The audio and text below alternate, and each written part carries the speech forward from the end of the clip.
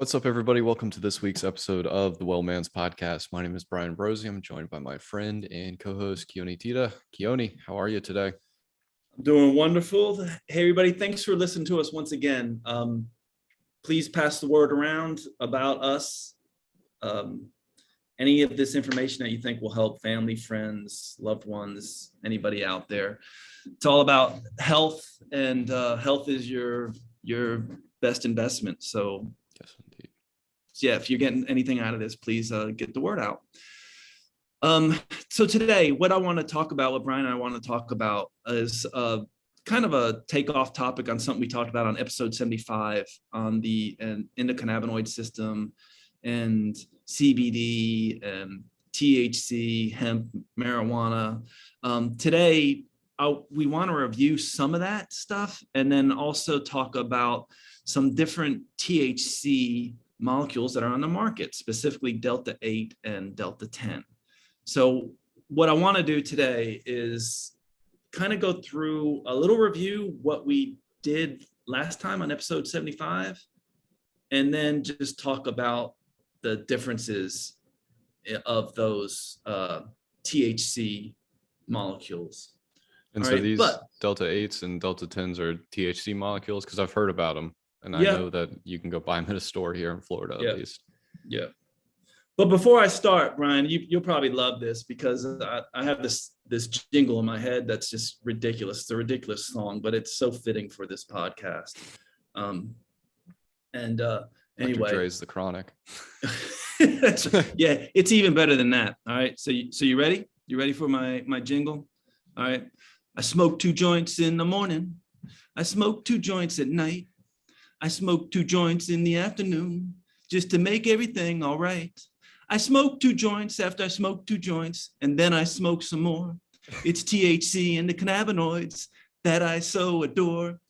All right, so let me just, that's one version of that song. Okay. All right, please don't do that at home. You will be plastered. You won't be able to get out of bed. Anyway, I don't smoke anyway because smoking is bad for your lungs. But my jingle would be like, I eat 2 edibles in the morning. I eat 2 edibles at night. I eat 2 edibles in the afternoon just to make everything all right. I eat 2 edibles and I eat 2 more, and then I eat some more. It's THC and the cannabinoids that I so adore. Anyway, that song is Smoke 2 Joints by the Toys. Anyway, I heard that song the other day. It made me laugh like crazy. Oh, so it is a real song. Okay. It's a real song. It wasn't Keoni's jingle. Yeah, well, I improvise a little bit, but it's a real song. Anyway, check it out. But anyway, it is interesting to me, but not exactly true that, with this whole legalization of, hemp and marijuana and stuff going through the states, it's like the latest and greatest, like it can cure everything. But that's not necessarily true, but it does. What's really interesting is the endocannabinoid system is all over the body, which is fascinating. And it's relatively recent that we discovered the endocannabinoid system. I think it was in the 1990s. And that's fascinating. So certain plants like hemp or cannabis, sativa, indica, these plants can affect the endocannabinoid system. And the endocannabinoid system has these receptors all over the body, CB1, CB1 and CB2, and CB1 is mainly present in the central nervous system, and CB2 is present throughout the body. And what they say that this endocannabinoid system does is it just helps the body stay in homeostasis, like homeostasis. So it just, anything that's out of whack, it tries to help balance. And by balancing these things, by balancing your body, it can help with anxiety, it can help with fatigue, it can help with appetite stimulation or even suppression. It can help with blood pressure. People are using these compounds for pain. Seems to play a big role in embryonic development. It's used in conventional medicine, some of the synthetic forms used for like helping control nausea and vomiting. It's definitely used for memory and learning. It has a really neat immune response. There's been some evidence that THC and CBD may help provide some protection against COVID and viral illnesses. So that's pretty neat. What else? It's And these are all being different explored with effects of CBD. We're saying just your yes, CBD and THC, and they all work of cannabinoids, right? The exogenous cannabinoids, right? They come from hemp, or they come from regular cannabis. When I say hemp, I mean it's all hemp, but there's hemp that's industrialized hemp, right? And it's standardized to not have any more than 0.3% of THC in it. That's what all CBD on the market is made from. So with that, you can't get high off CBD. Or, well, let me put it this way: you shouldn't get high off CBD. I've seen otherwise, but you shouldn't have any type of cognitive effects off of CBD because the THC is so low. All right, so typically you can go pretty high dose without having any mental impairment. And then the other ones are the THC, Delta 8, Delta 9, Delta 10. Most people are familiar with Delta 9. That is what, before it started becoming legal in the United States, in certain states, Delta 9 is the most well-known THC there is. And it's the one who gives you the cognitive effects, euphoria, definitely impairment at high levels, hallucinations, that type of thing. And then there's also Delta 10. Anyway, those are the exogenous cannabinoids. And then on our episode 75, we talked about the endogenous cannabinoids. And that's really cool to me because our body actually makes some of these. So it makes sense that you'd have these receptors, right? Right. And then also your body will make some of these cannabinoids. And the two that are made are anandamide.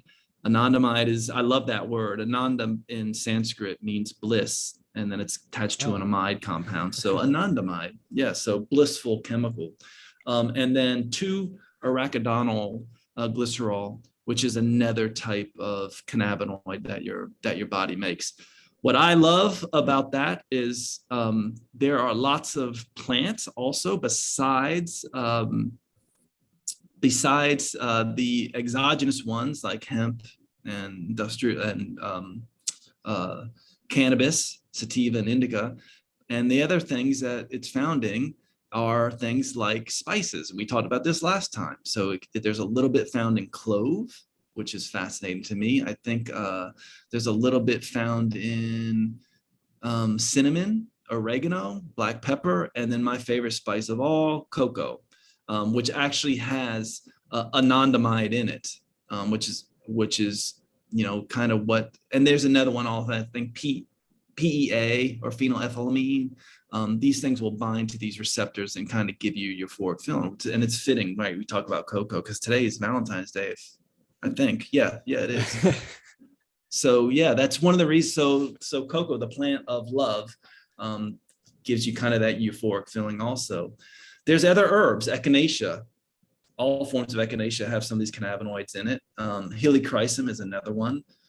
And then there are certain things that you can eat to enhance the effects of these cannabinoids, both endogenous and exogenous. So people who have smoked marijuana or eat edibles have noticed an effect of eating mango or having mango juice beforehand really start enhancing the effect of the high. And there's a compound in mango that does that. Fish oil, to some extent, will do that. Even broccoli will do that, which is I find very fascinating. So, yeah, hey, eat your broccoli. Another reason to eat your broccoli. I was taught, I think you were too, Brian, that drugs are bad. Drugs are bad, right? Drugs are bad. But what we're actually finding is that using these compounds can actually help balance the body and optimize health. All right. Now, of course, the poison is in the dosage. So the higher you go with these things, the worse it can be. I will also say this is that people who are chronic users of cannabis, right, they build up a tolerance to it. And so they will need more and more to get the initial effect. And so people who have taken a break from cannabis and then gone back to their same doses they were doing before, man, have probably been incapacitated from it, especially with the THC.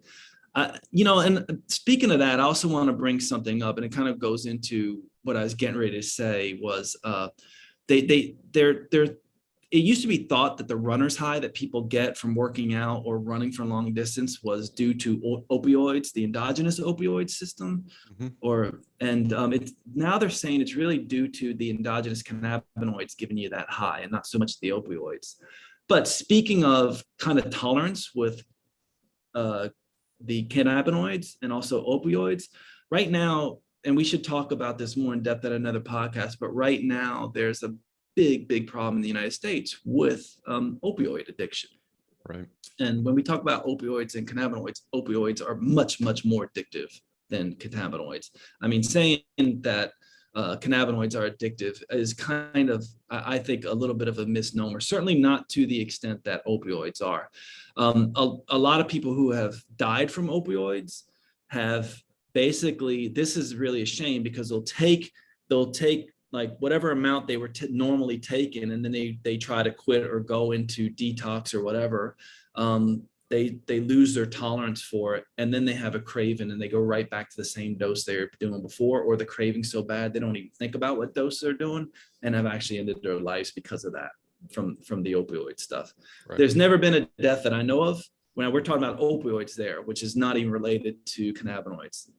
So with that being said, there's never been a death that I know of with cannabinoids at all, but the dosage is in the poison. I have, as far as edibles gone, I have eaten a couple cookies with THC in it, not realizing THC was in it. And my taste for chocolate is so addictive and craving that I ate like 2 cookies, and man, I mean, I was out to the point where the euphoria was not there. It was all anxiety and panic and stuff like that, and hallucinations, but then, it only lasts a little while and you come down off of it. But so you just have to be careful with that.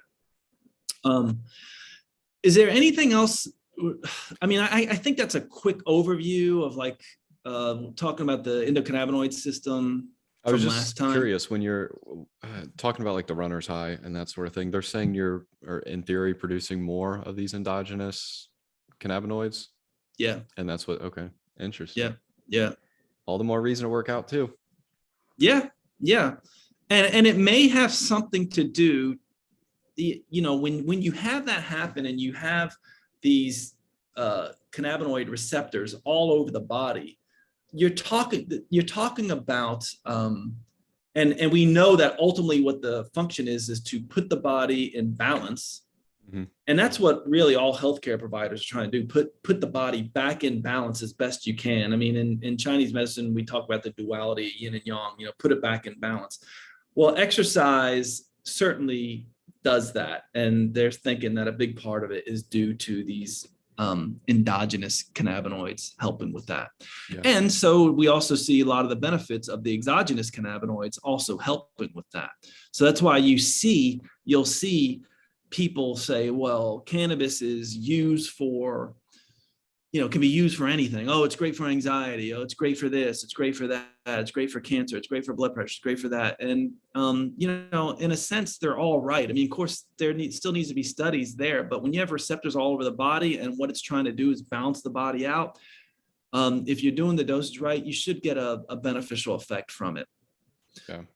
And even in clinic, my whole thing. Go ahead. If you're still there, you're breaking up. Interrupted you.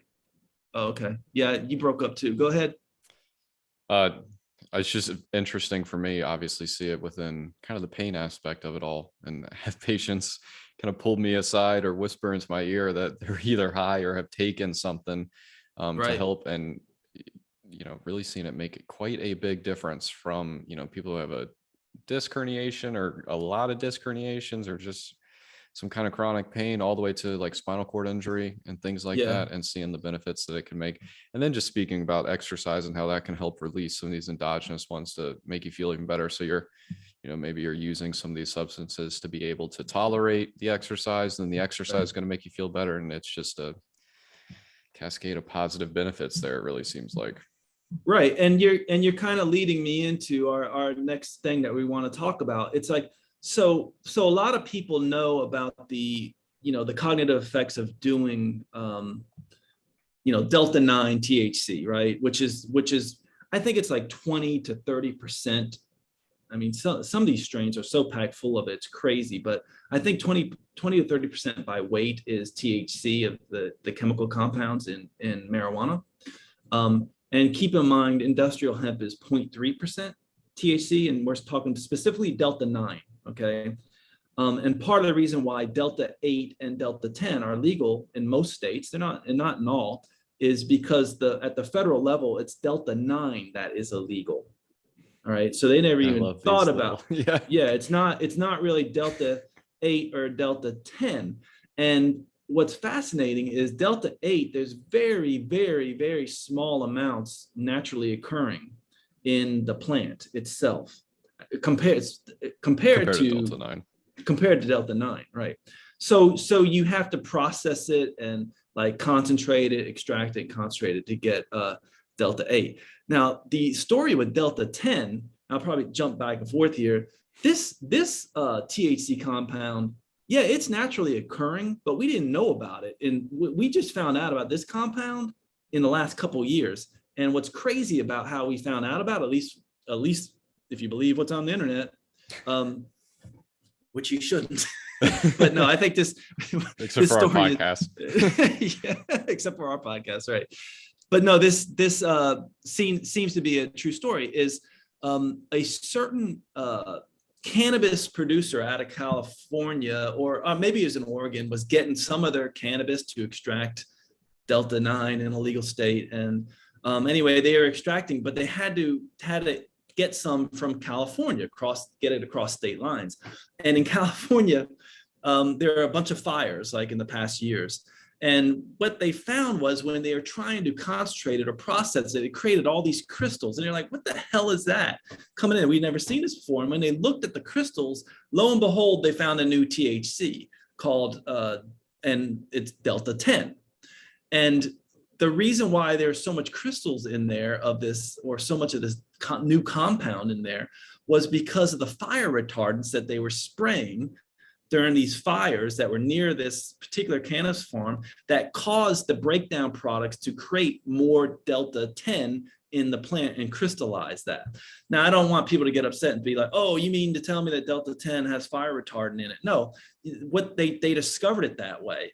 And so now the little bit, and there's not a lot of Delta 10, it's really a breakdown product in the cannabis plant. So there's almost none in there, but there is some, and you have to extract it and make it. And so Delta 10 is just coming on the market. And I just recently experienced Delta 10, and you want the same effects of Delta 9, it's in Delta 10. You can get the same effects of Delta 8 also, but my dose was, I'm a very low doser. I have a very low tolerance. So I think it was like 5 milligrams in an edible of the Delta 10. And it was pretty interesting, the effects of it. But that's fascinating. All three of those, Delta 8, Delta 9, Delta 10. The one that is illegal at a federal level is Delta 9. Delta 8 and Delta 10 are not illegal at the federal level. They may be at your state level though, but most states, if CBD is legal in your state, then usually Delta 8 and Delta 10 are also legal. I think, correct me if I'm wrong if you know this, Brian, but I know in North Carolina, Delta 8 and Delta 10 are legal. I think it's also where you are in Florida. I don't think that's Delta 8 is for sure. I think Delta 10 is also. There is, I think here it is. The states where I think Delta 8 has been banned, Alaska, Arizona, Arkansas. Why would they ban? I'm looking at this. I don't know if this is the right list. Colorado, that makes no sense. Some of these are legal states, but Mississippi. One makes sense. Yeah, Mississippi. Yeah, Mississippi makes sense. Yeah. And maybe it just Delaware. has in those other You, states something to do with the actual legal production of or what you maybe the can way or they can't. wrote, maybe they wrote the law. Yeah, Yeah. I think you're right. But I think yeah, you're I don't right. know. Yeah. So what is the difference in the molecular structure of delta 8, 9, and 10? All it is the placement of one double bond on it. So if you go look, I mean, you can go look this up on the internet, look at, the molecular difference between delta 8 and delta 9 and delta 10, and you can just see it's one bond shifts around a ring, one of these benzene rings. Yeah. So anyway, you can check that out. I find that fascinating. Just one minor change. So what, of course, what conventional medicine has done is look at the natural compound like delta 9, and then they created the most well-known conventional product is Marinol, which is legal in a lot of states, which is basically a synthetic form of delta 9. Mm-hmm. But it's highly concentrated, but there's all kinds of different analogs out there that are synthetics, that are cannabinoids, that are completely not natural to the natural world. They're synthetic. I want to bring that up because you can, if you're dealing with these synthetics, you can get into real trouble with them because they're highly concentrated, and you're probably going to get into more trouble with them experimenting with them and using them for recreational use as you would using the plant-based derived cannabinoids. They work in different ways, and again, with some of these synthetics, there's not a whole lot of research on them. But as you can probably imagine, so if there's delta 8, delta 9, delta 10, there's probably a delta 3, delta 5, delta 7, based on where that bond is. And sure enough, there are different forms, but those tend to be the synthetic forms that are not natural, that are not found in the plant. It's just going to be more and more interesting as it becomes more and more legal, to where things like the California fire retardant situation happen. We find this out, and then we find that out, and what that stirs for, the rest of health and what you can do with it. Well, yeah, I think you bring up a good point. I mean, you definitely, if you're going to use products, and again, we talked about this on a number of podcasts, you want to try to eat plant material or imbibe in plant material that is organic, that is not sprayed or is tested for all this stuff, because it can change the chemical composition of things. And not to mention, some stuff is just not great for you to use. Right. But anyway, with that being said, if you're getting over-the-counter products, you're pretty safe. I mean, this stuff, for the most part, you're pretty safe, depending on the state, that you're not getting a bunch of extra stuff in there. I mean, you do have to ask and kind of do your homework on, is this organic? Are they using any chemicals on the plants or anything like that? But for the most part, most hemp growers are not, that I know of, but you got to look at your state, and you really have to ask. If you're going to go to your local hemp store, you really, need to ask about where it's coming from, if it's third-party tested and stuff like that. And I think that's part of the problem with what's going on right now with a lot of this stuff, is we don't have the information on that. Yeah, one of the negatives of it being kind of in the shadows. Right. So what is the difference of delta 8 compared to delta 9 and 10? So delta 8, it's kind of, it's more stimulating. Well, let me put it this way. No, I shouldn't say that. I should say that it's more calming. It's more calming compared to delta 9 and delta 10. Now, with that in mind, just remember, everybody has unique biochemical makeup.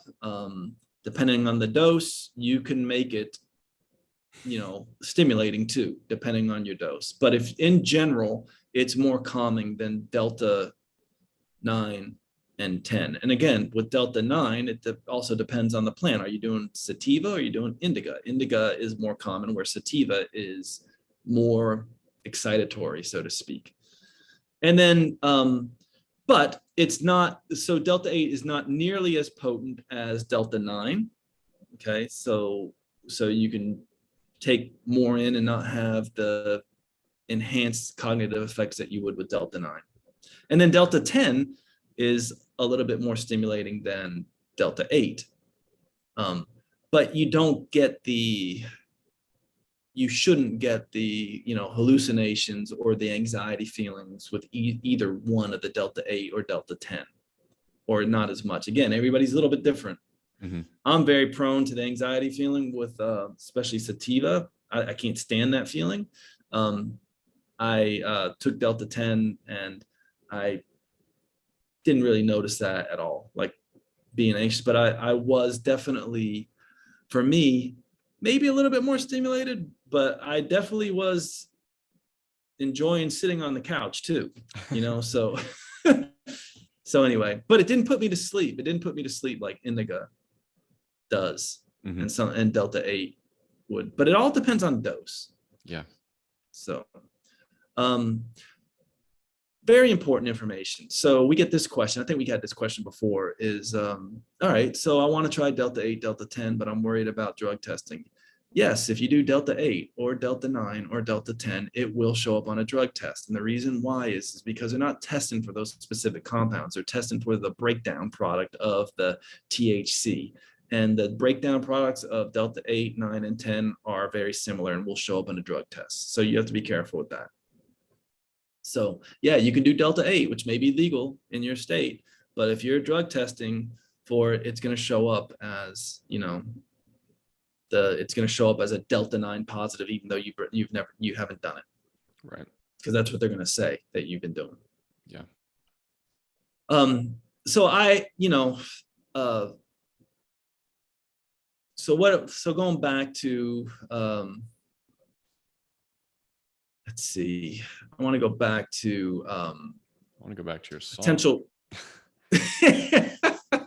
Smoke 2 joints in smoke 2 joints in That'll be our social media clip to really get us rolling.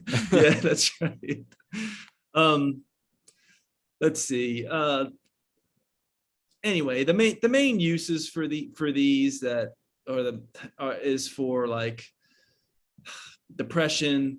Insomnia is a big one. I have a lot of patients who use this for insomnia. I will recommend Delta 8 for insomnia sometimes. For nausea, I've used these compounds to help stimulate appetite.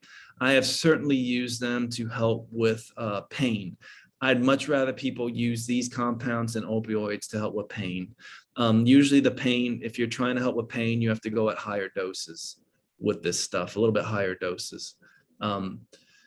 It's great. It can be great for anxiety depending on, the dose and also what plant you're using, sativa or indica. What else? And then again, there's some use for it in helping, some people will claim that using THC and or CBD can help with certain chronic diseases like diabetes or cancer and that type of thing. I just don't think the data is great on that, but hey, I think if you think it helps, then I'm all for it. We just don't have the data, like if you're going through chemo, how certain THC compounds interact with that and or not. So typically in my clinic, I just tell people, if you're going to do that, hold off, go through your conventional treatment before you go using THC, or do it before, after you actually do a conventional treatment. Also, just know that if you're doing any of this stuff stays in your body. If you're a chronic user, this stuff can stay into your body up to a month or two before you get a negative test. If you have to get drug tested. So that's something to think about. And you can buy over-the-counter tests. If you have to go get drug tested, you can definitely put off the test, and you can buy stuff over the counter and test. I would get at least do 2 tests a few days apart, make sure they're both negative before you go in and get your drug test. So, I like the one of the reasons why I also like it, besides the mood enhancing effects, it also, if you use it in the right doses, I think it significantly enhances creativity. It just gets you thinking deep. It can help you with problem solving and stuff like that. Hard to argue against all top 40 artists there.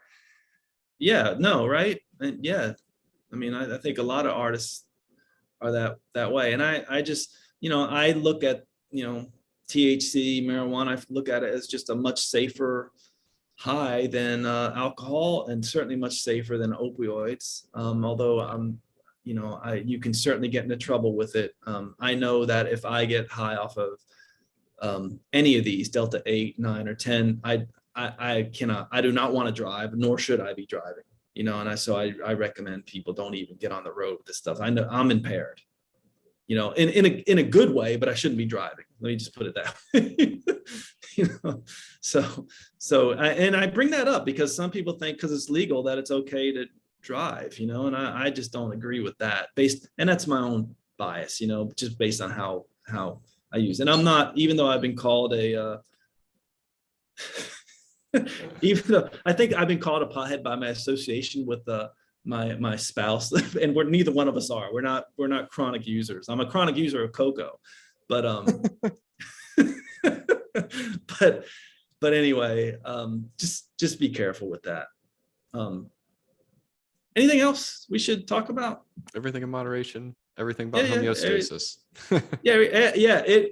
that's what it does. I mean, that's the main thing that it does. So I tell people to you know use it wisely. If you're gonna go up and if you want to know dosing, it's very hard to tell people about dosing because everybody's different. But I just tell people start off small. If you've never used it, start off small dose. A small dose is probably I don't know, 1.5 to 2.5 milligrams of THC, no matter what type of THC it is, 8, 9, or 10. And then you can go from there. Yeah, See how from what I that does to you. remember, like going into Seattle and California, Yeah. every Tootsie Roll with weed in it was like a 5 milligram thing or something like Yeah, that. a lot of them are 5. Like I had to 5, even to this day will make me very high. And I know for Jillian, it doesn't even touch her. For some of my friends, I mean, they have to go up to 10, 15. They don't feel anything. I can feel stuff at 2.5. So half a gummy, a quarter of a gummy, or a quarter of a chocolate or something like that. Yeah, And no, I then can keep in tell. mind, and what we said is some things like, that you eat can enhance the effect. You can feel it more, like the mango juice thing seems to be, or eating mango beforehand seems to be a real deal to enhance the high, so to speak. So Anything else? I think it's a great thing for pain and for a number of things. And to get to the level to help with pain, I really can't tell you a great dose for that. I certainly, based on the internet, I've read things where, you should do 10 milligrams of 10 to 40 milligrams CBD or 10 milligrams THC. If you've never done it, you shouldn't start there. You should go really, really low, really low. And the other thing I will just say, I've never smoked, believe it or not. I'm telling the truth there. I never really smoked it. Just held it to my mouth. Yes. Yes, of course. But I Didn't have, inhale. yeah, I didn't inhale. And I didn't inhale because I just don't like inhaling anything to my lungs. I mean, you are getting particulate when you do that. However, the advantages to vaping, and is one that maybe you don't get as much particulate, but also you can kind of, I don't know, titrate the dose better. And like once you've had a bunch of edibles, you're in for a long ride. And I was in for a long ride one night. It was actually a ride for a weekend. And because I had too much. So that's the other difference, right? So you can titrate your dosing pretty easily with inhaling. Just I don't like inhaling like the raw herb with smoke. I mean, if you have something that kind of gets all that other stuff out, there are vaporizers and stuff that gets most of that out that people can kind of, titrate the dose appropriately, and you can feel the dose better, right? So if you inhale, you kind of get a quicker high, from what I understand. If you eat it, you have to wait an hour or two before you actually feel it. Yeah. And then you may be in for a long ride if you've done too much. Yeah. So. And definitely in regards to the pain, even just, I feel like you're speaking to dosages to quell pain, but even just a small dose to kind of switch the focus mentally and Yeah. allow you to partake in exercise, which can And, release more of those endogenous right. cannabinoids. I've Right. seen that. And by the way, Brian, I don't know if you use this or with your patients. I mean, we didn't talk about this, but the topicals can work great for pain too. I mean, Yeah. at least in animal studies, they can. Mhm. The topical CBDs, I mean, you have to go pretty high and you have to, but there are topicals, and I think there are some topicals now that are putting Delta 8 and 10 in there, and that stuff will absorb. And, sometimes putting on a painful joint can really, really help. And that you can play with more. So you can play with the dosing a lot, go a lot higher, of course, with that way of dosing it.